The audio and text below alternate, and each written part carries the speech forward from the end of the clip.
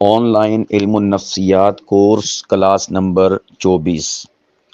آج کی اس نشست میں ہم گفتگو کریں گے کہ مقتدیوں کی نفسیات کے مطابق کس طرح مقتدی اپنے امام کی قیادت کو قبول کرتے ہیں یا مسترد کرتے ہیں، اور اسی طرح کون سی خامیاں امام کو مقتدیوں کے دل سے گرا دیتی ہیں، اور اسی طور پر امام کس ذہن سازی سے مقتدیوں کے دل جیت سکتا ہے اور ان کے دلوں پر راج کر سکتا ہے۔ یہ نفسیاتی پہلو کے حوالے سے ہم ان ٹاپکس اور عنوانات پر گفتگو کریں گے۔ میرے پیارو، یہ حصہ ویسے تو بہت نازک اور چبھتا ہوا حصہ ہے، یعنی ہماری گفتگو کا، اور یہ ہماری نشست ماقبل کی کلاسوں کی بنسبت، لیکن یہ حقیقت پر مبنی حصہ ہے اور یہی اصل نفسیات ہیں۔ اگر ان کا خیال رکھا جائے تو انشاءاللہ العزیز اچھے نتائج برآمد ہوں گے۔ تو ان مقتدیوں کی نفسیاتی کیفیات کے مطابق امام کو کیسا ہونا چاہیے، ہم ان پر اسٹیپ بائی اسٹیپ بات کریں گے۔ ان میں سب سے پہلی چیز کہ امام کی قیادت کو مقتدی کیسے قبول کرتے ہیں، ان کے ہاں کیا نفسیاتی تقاضے اور ڈیمانڈز ہیں۔ سب سے پہلی چیز وہ ہے علمی بصیرت۔ وہ کیا ہے؟ علمی بصیرت، یعنی جو مقتدیوں کی سوچ ہے نفسیاتی طور پر اپنے امام کے حوالے سے، اگر امام علمی بصیرت والا ہے تو وہ اپنی ذہن میں سوچ پالتے ہیں کہ یہ امام چونکہ علمی ہے اور بات اس کی جو ہے وہ دل کو لگتی ہے، تو اس امام کی قیادت کو مقتدی قبول کرتے ہیں۔ مقتدی ایسے امام کو مانتے ہیں جو علم کے ساتھ بات کرے، دلیل کے ساتھ بات کرے، کتاب و سنت کے دلائل سے گفتگو کرے اور باحوالہ اور ریفرنسز کے ساتھ گفتگو کرے، تو یہ بالکل پرفیکٹ بیٹھتا ہے امام مقتدیوں کی نفسیات میں۔ اور اسی طرح میں اگر اس کو مثال سے واضح کر دوں تو زیادہ مناسب ہوگا کہ امام صاحب نے خطبہ دیا، بیان کیا، اور اس خطبے اور بیان میں حدیث پاک کی سند بتائی، راوی بتایا، ریفرنس اور حوالہ دیا، حدیث نمبر بتایا،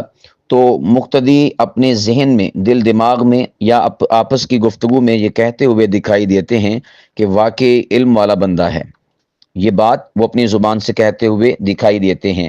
تو یہ گویا کہ پہلا پوائنٹ ہے نفسیاتی طور پر مقتدیوں کے ہاں، کہ وہ جس امام کی قیادت کو قبول کرتے ہیں وہ امام علمی بصیرت کا حامل ہونا چاہیے۔ اسی طور پر مقتدیوں کی نفسیات کے مطابق امام کیسا ہونا چاہیے، ان کی شرط کیا ہے، ڈیمانڈ کیا ہے، اور وہ یہ ہے کہ اخلاقی وقار ایک امام کے اندر ہونا چاہیے۔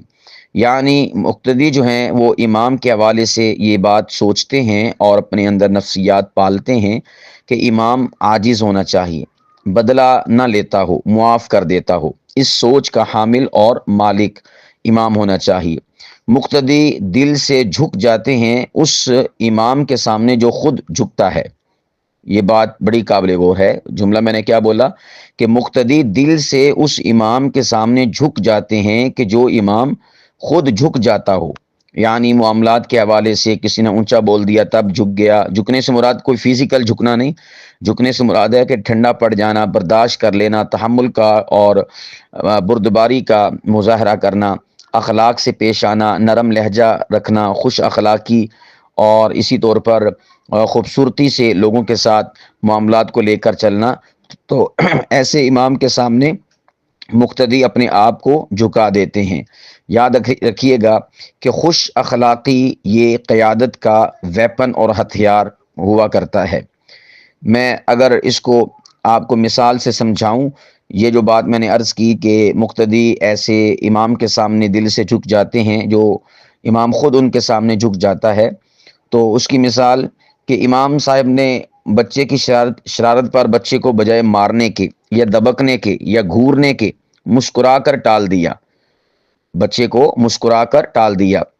یا پیار سے اسے سمجھا دیا، تو جو بھی مقتدی دیکھے گا وہ دل میں یا کم از کم اپنی زبانوں پر آپس میں کہیں گے یہ بہت بڑے دل کا مالک ہے۔ امام کے بارے میں کیا کہیں گے؟ یہ بہت بڑے دل کا مالک ہے، یا بڑا انسان ہے، یا اس میں بڑا پن ہے۔ تو یہ گویا کہ ان کے نفسیاتی کیفیت کے مطابق امام صاحب کا بچوں کو مارنا یہ برا اور معیوب اور معتوب ہے، جبکہ بچوں کو پیار سے سمجھانا، مسکرا کے ٹالنا، یہ ان کے ہاں بڑے پن کی علامت اور دلیل ہوا کرتا ہے۔ اسی طرح مقتدیوں کی نفسیات کے مطابق جو امام ہے وہ اس امام کی قیادت کو تسلیم کرتے ہیں کہ جس امام میں رہنمائی کا جذبہ موجود ہو۔ یعنی مقتدی وہ اس چیز کو سوچتے ہیں اپنے من میں کہ امام فقط جو ہے نماز کا امام نہ ہو، بلکہ زندگی کے مسئلے بھی سمجھاتا ہو۔ امام فقط نماز کا امام نہ ہو بلکہ زندگی کا امام ہو، زندگی کے مسئلے بھی سمجھاتا اور سلجھاتا ہو، اور اس کی تمام تر جو ضروریات ہیں کسی بھی انسان کی معاشرے میں اور اسی طور پر گھریلو اعتبار سے، تو امام صاحب ان کو بھی ہینڈل کرتے ہوئے دکھائی دیں۔ تو ایسے امام کا ہونا یہ مقتدیوں کی سوچ کے عین مطابق ہوا کرتا ہے، اور مقتدی لوگ ایسا امام چاہتے ہیں جو فقط امام نہ ہو بلکہ رہنما ہو، امام نہ ہو بلکہ رہنما ہو، جو ان کے گھر، کاروبار، معاشرت، رشتے، غم، خوشی، تعلیم سب پر بات کرے۔ جبکہ ہمارے ہاں مساجد میں بیان جمعہ میں یا دیگر دروس وغیرہ میں فقط آخرت کو ڈسکس کیا جاتا ہے، دینی معاملات، بلکہ دینی میں لفظ نہیں بولوں گا، میں بولوں گا مذہبی معاملات کو ڈسکس کیا جاتا ہے، نماز، روزہ، حج، زکوٰۃ اور فلاں فلاں، لیکن جو دین ہے اس کو ڈسکس نہیں کیا جاتا۔ دین سے مراد ہوتا ہے نظام زندگی، یعنی آپ ٹوٹل زندگی کے ہر شعبے، ہر جہت، ہر سمت، ہر زاویے پر اور ہر اینگل سے گفتگو کریں، اسے کہا جاتا ہے کہ آپ دین پر بات کرتے ہیں۔ تو میرا جملہ یاد رکھیے گا، اکثر و بیشتر خطباء، علماء، ائمہ یہ فقط مذہبی حوالے سے گفتگو کرتے ہیں، دینی حوالے سے گفتگو کرتے ہوئے دکھائی نہیں دیتے۔ جو مقتدی ہیں ان کی نفسیات یہ ہیں کہ ہمارا امام وہ ہماری ہر ایک جو ضرورت ہے موضوع، اس موضوع پر گفتگو کرے، ہمارے گھریلو معاملات ہیں ان کو ڈسکس کرے۔ ڈسکس کرنے سے مراد یہ ہے کہ ان کا سلوشن، ان کا حل، ان کی وجوہات ہمارے سامنے بیان کرے، تاکہ ہمارے گھروں میں سکھ، چین اور امن اور آشتی آ سکے، محبت، مودت اور الفت کا گہوارہ ہمارا گھر بن سکے۔ اسی طور پر مقتدی اپنی نفسیاتی کیفیت کے مطابق اس امام کی قیادت و سیادت کو قبول کرتے ہیں کہ جس امام میں ثابت قدمی پائی جائے، ثابت قدمی اس میں پائی جائے، یعنی وہ استقامت کا اور اسی طور پر ڈٹ جانا، جم جانا اس کا جو ہے وہ پیکر اور مجسم ہو، ایسے امام کو وہ پسند کرتے ہیں۔ یعنی جو امام ہٹنے والا نہ ہو، حق بات کہہ دیتا ہو، ایسے امام کو نفسیاتی طور پر مقتدی اپنا قائد تسلیم کرتے ہیں۔ مقتدی دل سے ایسے امام کو مانتے ہیں جو دباؤ میں نہ آئے، جھکے نہیں کسی کے سامنے۔ جھکنے سے مراد ہے باطل کے سامنے، جھوٹ کے سامنے، غلط کے سامنے، مگر لیکن اس کے ساتھ شرط یہ بھی ہے کہ وہ یہ بھی چاہتے ہیں کہ یہ بدتمیزی بھی نہ کرے۔ یعنی کسی کو، جس طرح ہمارے ہاں ہوتا ہے کہ جو کافر ہیں یا منافق ہیں یا اسی طور پر گستاخ ہیں یا گستاخان صحابہ ہیں، تو ہم ان کے خلاف جب بات کرتے ہیں تو اس میں بدتمیزی کا لہجہ، بدتمیزی کی آواز اور بدتمیزی پر مبنی الفاظ ہم استعمال کرتے ہیں۔ مقتدی یہ بھی نہیں چاہتے، یہ ان کی نفسیات کے بالکل خلاف ہے۔ ہم سمجھتے ہیں کہ شاید ہم کوئی 2 3 4 گالیاں نکال کے یا برا سا لہجہ اور آواز الٹی سیدھی نکال کے تو مقتدیوں کے دل جیت لیتے ہیں، ہرگز نہیں۔ مقتدی ایسے امام کو یقیناً اپنا قائد تسلیم کرتے ہیں جو کسی دباؤ میں نہ آئے اور کسی کے سامنے جھکے نہ، بالکل کھری اور سچی اور سچی بات عقیدے اور مذہب کے حوالے سے کرے، لیکن بدتمیزی کا عنصر اس میں نہیں ہونا چاہیے۔ مثال میں آپ کو دوں تو اس کو یوں سمجھ سکتے ہیں کہ پورے محلے نے قوالی کے خلاف جو ہے کوئی بات نہ کی، محلے میں کسی نے قوالی رکھی تھی، کوئی فنکشن رکھا تھا، لیکن امام صاحب نے حکمت سے اور تدبر کے ساتھ اس قوالی کی محفل کو اس کا رد پیش کیا، یا اسی طور پر کوئی ایسا نائٹ فنکشن تھا یا کوئی دن کے حوالے سے فنکشن تھا جو برا تھا، بے حیائی پر مبنی تھا، کسی نے پورے محلے میں سے بات نہ کی، لیکن امام صاحب نے حکمت اور تدبر کے ساتھ اس کے اوپر بات کہہ دی صاف اور واضح لفظوں میں، تو مقتدیوں کے ہاں یہ امام بالکل فٹ ہے۔ اسی طور پر اگر ہم اس بات کو کریں اور اس بات کے اوپر نفسیاتی حوالے سے روشنی ڈالیں کہ امام کب مقتدیوں کے دل سے اتر جاتا ہے، تو ان کو ہم اگر سمجھنا چاہیں تو یہ بہت ہی ہمارے لیے مناسب ہوگا۔ ان میں سب سے جو سر فہرست شے ہے وہ ہے علمی کمزوری یا جھوٹ بولنا۔ ایسا جو امام ہوا کرتا ہے علمی کمزوری کے حوالے سے وہ بھی مقتدیوں کے دل سے اور دماغ سے اتر جاتا ہے۔ مثال کے طور پر جو مقتدی لوگ ہیں وہ اپنے امام کے بارے میں اگر وہ علمی کمزوری رکھتا ہے تو وہ یہ سوچتے ہیں کہ یہ تو صحیح علم ہی نہیں رکھتا، باتیں آپس خود سے جو ہے گڑ لیتا ہے،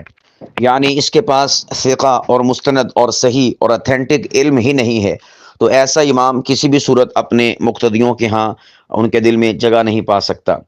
امام صاحب نے جو ہے یا اسی طور پر خطیب صاحب نے حدیث پاک کوئی بیان کی، لیکن وہ حدیث پاک جو ہے ایسی تھی کہ اس کا کوئی سر اور پیر کوئی حوالہ ہی نہیں تھا، تو پھر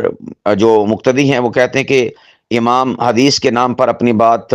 بول دیتا ہے اور یا اپنے عقیدے کو یا اپنی سوچ کو یا اپنی طرف سے باتیں کہہ دیتا ہے، لیکن اس کے اوپر کوئی ریفرنس اور کوئی حوالہ نہیں ہوتا، تو اس سے مقتدی بدظن ہو جاتے ہیں اور ان کا علمی اعتبار سے اعتبار اس امام سے ختم ہو جاتا ہے۔ اسی طور پر جو امام غرور یا رعونت رکھتا ہو تو ایسا امام بھی جو ہے مقتدیوں کے دل سے اتر جاتا ہے۔ مثال کے طور پر امام کے حوالے سے مقتدی سوچتے ہیں جو کوئی ایسا ہو غرور اور رعونت والا کہ یہ امام تو خود کو نبی سمجھتا ہے، یہ امام تو خود کو نبی سمجھتا ہے، امام اگر سلام کا جواب نہ دے، لوگوں کو حقیر سمجھے، بات نہ کرے، تو مقتدی ایسے امام کو پسند نہیں کرتے۔ اسی طرح جو امام ہے مقتدیوں کے دل سے کیسے اور کب اترتا ہے کہ جب امام کسی خاص ٹولے کا ہو جاتا ہے، کسی خاص گروہ کا ہو جاتا ہے۔ مثال کے طور پر جو مقتدی ہیں وہ اس حوالے سے جب سوچتے ہیں تو وہ یہ سوچتے ہیں کہ یہ تو فلاں پارٹی یا فلاں خاندان کا آدمی ہے، باقیوں کو نظر انداز کرتا ہے، یا اسی طور پر امام فقط مسجد کمیٹی کے لوگوں سے مسکرا کے ملے، باقیوں کو دیکھے بھی نہ،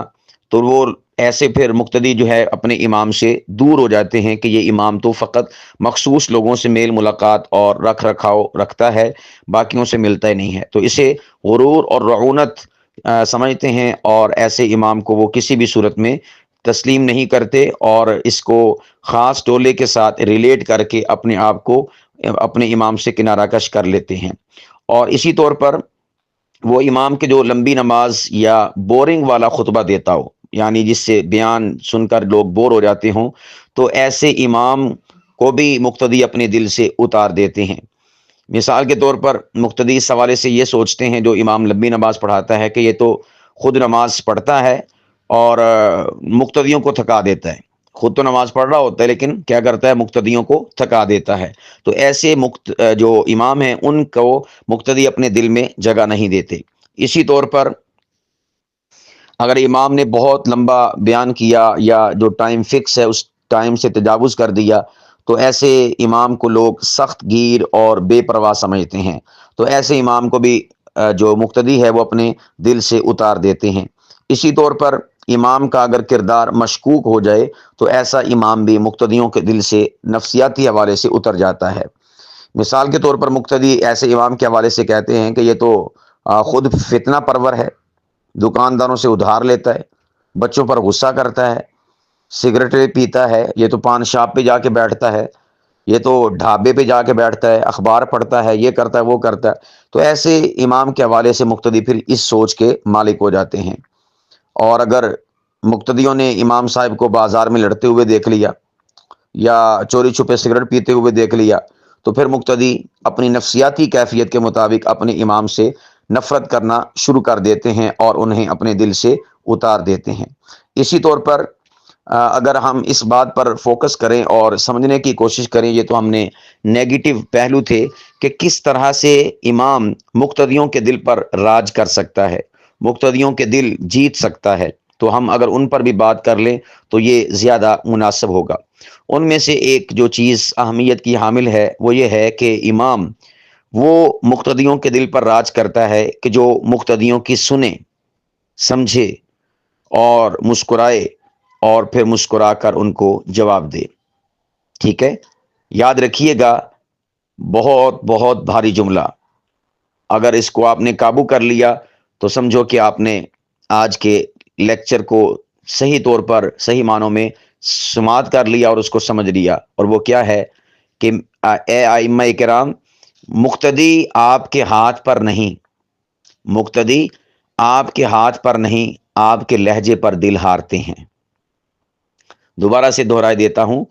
کہ مقتدی آپ کے ہاتھ پر نہیں، آپ کے لہجے پر دل ہارتے ہیں۔ تو جب آپ ان کو سنیں گے، مقتدیوں کو سمجھیں گے، مسکرائیں گے اور مسکرا کر جواب دیں گے، تو یاد رکھیے گا آپ مقتدیوں کے دلوں پر راج کرتے ہوئے دکھائی دیں گے۔ یہ مقتدیوں کی نفسیات ہیں۔ اسی طور پر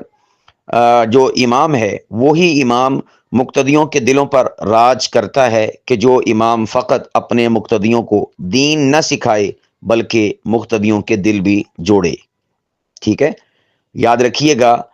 دین سکھانا ضروری ہے مگر دل میں جگہ بنانا یہ اس سے بھی زیادہ ضروری ہے، کیونکہ جب آپ کسی کے دل میں جگہ بنا لیتے ہیں پھر آپ جو بھی اس کے سامنے دین کی بات پیش کریں وہ اسے ایکسیپٹ کرے گا، اسے قبول کرے گا اور اسے اہمیت کی نظر سے دیکھے گا۔ لیکن جب آپ نے کسی کے دل میں اپنا مقام، اپنا رتبہ، اپنی جگہ بنائی ہی نہیں، پھر آپ کوئی بات اتھینٹک، ثقہ، مستند، صحیح اور ریفرنس اور حوالے کے ساتھ بھی کریں گے نا تو لوگ آپ کی بات کو نظر انداز کر دیں گے، اس لیے کہ آپ نے ان کے دل میں اپنا مقام اور مرتبہ بنایا ہی نہیں، آپ نے ان کے دل میں اپنی جگہ کو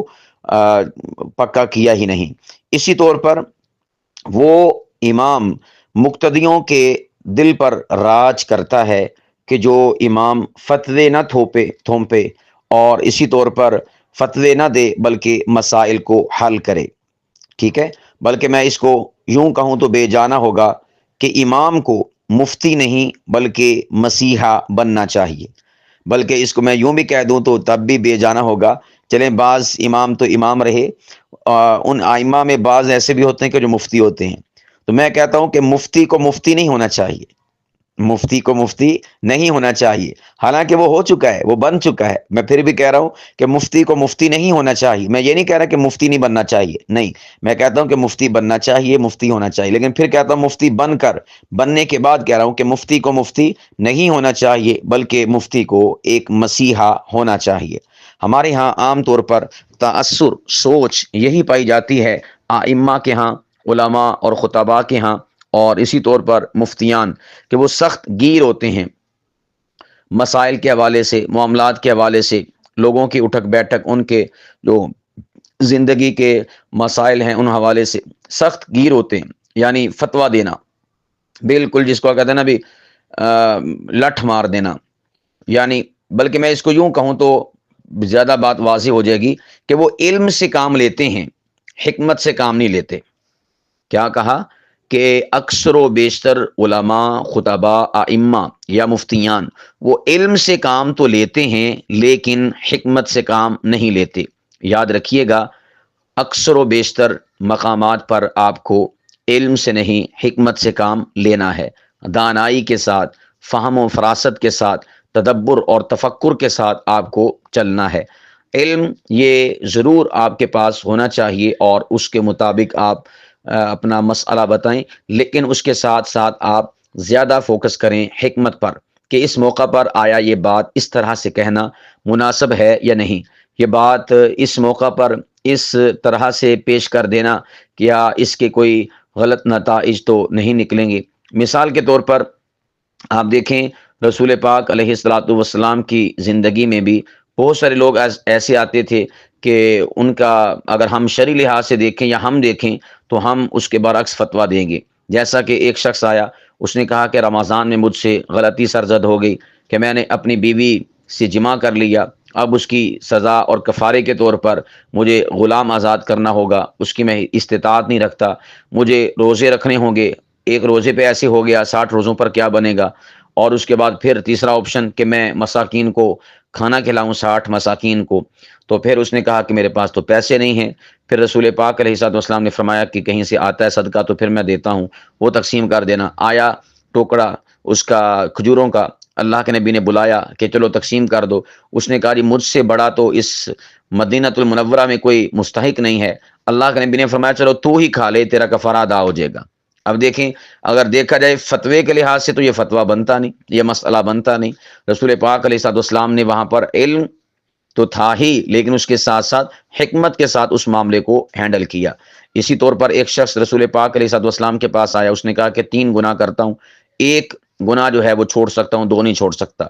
ایک زنا کرنا، چوری کرنا، اور تیسرا میں جھوٹ بولتا ہوں۔ تو رسول پاک علیہ الصلوۃ والسلام نے، ہم میں سے کوئی شخص ہوتا تو وہ چوری سے منع کرتا یا زنا سے، جھوٹ سے منع نہ کرتا، لیکن اللہ کے نبی علیہ الصلوۃ والسلام حکمت اور دانائی پر مشتمل گفتگو فرماتے تھے اور فیصلے فرماتے تھے اور لوگوں کے معاملات کو دیکھتے تھے۔ اللہ کے نبی نے حکمت کے ساتھ جواب دیتے ہوئے کہا کہ تو جھوٹ سے اپنے آپ کو بچا لے۔ تو وہ شخص پھر اس کی برکت سے دیگر گناہوں سے بھی توبہ طائب ہو گیا۔ اسی طور پر کہتے ہیں نا کہ جو تبلیغ والے تھے،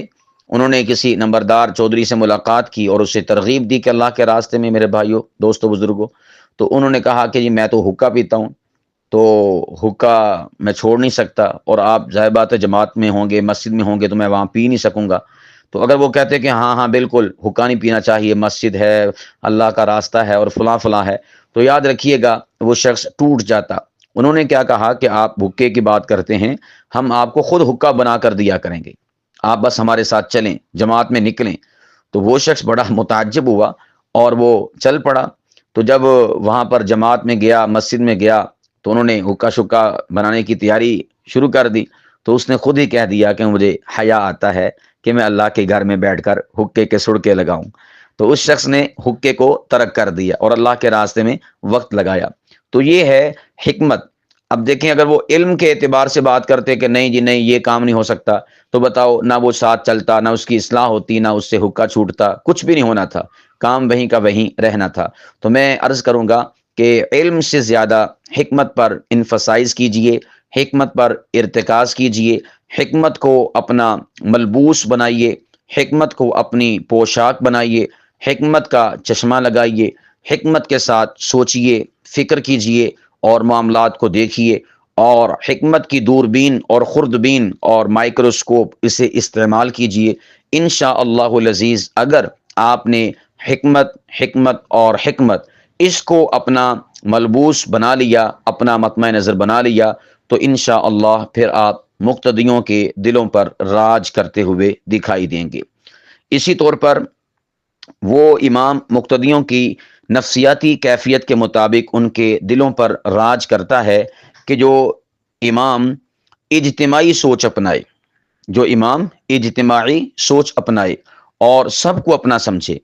یاد رکھیے گا، آپ کا جو عقیدہ ہے، بھلے آپ کسی بھی مسلک سے تعلق رکھتے ہوں، اہل الحدیث ہوں یا بریلوی ہوں یا دیوبندی ہوں، نو ٹینشن، نو پرابلم، لیکن جب آپ دیگر مسالک کے جو ساتھی ہیں، احباب ہیں، مقتدی ہیں، ان کو مشکوک نگاہوں سے دیکھیں گے اپنی مسجد میں یا اپنے مدرسہ میں، تو یاد رکھیے گا لوگ آپ سے چھٹ جائیں گے، آپ لوگوں کے دلوں پر راج نہیں کر سکتے۔ آپ اپنے بیانات میں، دروس میں شائستگی کے ساتھ، شستگی کے ساتھ، دلیل کے ساتھ، حکمت کے ساتھ اپنے موقف کو بیان کیجیے، لیکن کسی بھی دوسرے مسلک والے مقتدی سے آپ نالاں نہ ہوں اور اس سے خار نہ کھائیں اور اسے گھوریاں نہ ڈالیں اور اس سے آنکھیں نہ نکالیں، اس سے اوائڈ نہ کریں، اس سے نظریں نہ چرائیں، بلکہ آپ اجتماعی سوچ اپنائیں، سب کو اپنا سمجھیں، سب کو اپنے قریب کریں اور سب سے محبت سے پیش آئیں۔ بلکہ میں یوں کہوں گا، جو آپ کے عقیدے کے خلاف ہیں، جو آپ کے عقیدے کے برعکس ہیں، ان کے ساتھ زیادہ توجہ، پیار، محبت اور ان کے ساتھ زیادہ وارفتگی کے ساتھ آپ پیش آئیں۔ اسی میں انشاءاللہ العزیز آپ دیکھیں گے اللہ سبحانہ و تعالیٰ اس کی خیر برکتیں ہیں اور کتنے پروردگار عالم اس کے اوپر آپ کو جو نتائج ہیں اچھے اور مثبت، وہ پروردگار آپ کو عطا فرمائے گا۔ تو اجتماعی سوچ کو اپنانا اور اسی طور پر ہر ایک کو اپنا سمجھنا، یہ بہت بڑا گر ہے مقتدیوں کے دل پر راج کرنے کے حوالے سے۔ یاد رکھیے گا، آپ اپنے مسلک سے وفادار رہیں، آپ اپنے عقیدے، نظریے اور سوچ سے وفادار رہیں، مگر مسجد میں سب کے امام بنیں، مسجد میں سب کے امام بنیں، سب کے بڑے بنیں۔ یہ نہ ہو کہ آپ اپنے مسلک یا اپنے عقیدے سے متعلقہ افراد کے لیے تو بڑے بنے، لیکن جو اس کے برخلاف اور برعکس ہے اور دیگر عقائد رکھتے ہیں، آپ ان کو اپنی امامت میں لے ہی نہ۔ انشاءاللہ آپ سب کے جب امام بنیں گے تو سب آپ کی چھتری تلے جمع ہوتے چلے جائیں گے۔ اسی طور پر آپ جو مقتدی ہیں ان کی نفسیات کے تناظر میں اگر دیکھا جائے تو ان کے دلوں پر راج وہی امام کر سکتا ہے کہ جو دعاؤں اور غم گساری میں پہل کرے گا، جو دعاؤں اور غم گساری میں پہل کرے گا۔ جو امام خوشی اور غمی میں مقتدیوں کے ہاں شریک ہو وہی دلوں کا سلطان بنتا ہے۔ اور یہ بہت ہی گر کی بات ہے،